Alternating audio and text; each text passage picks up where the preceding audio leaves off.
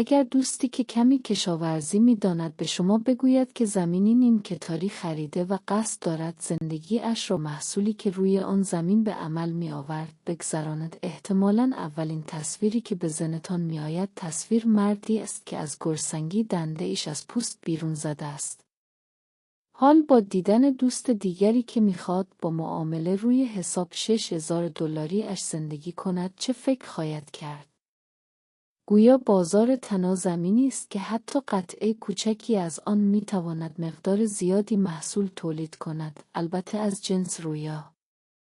جالب اینجا است که رویای افراد تازه کار به قدری گران‌ستند که معامله‌گران بزرگ به سختی از پسش برمی‌آیند.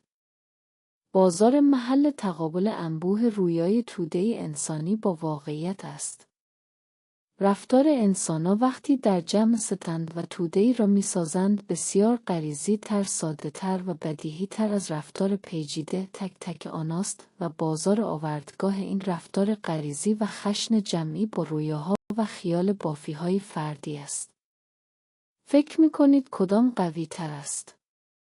در دوره روانپزشکیم متوجه شدم که اکثر افراد که در یک فرهنگ رشد کرده‌اند خیال بافی‌های مشترکی دارند. ترس و فانتزی‌های مشترک تری در موفق باید فانتزی‌هایش را بشناسد و تماماً به دور بریزد.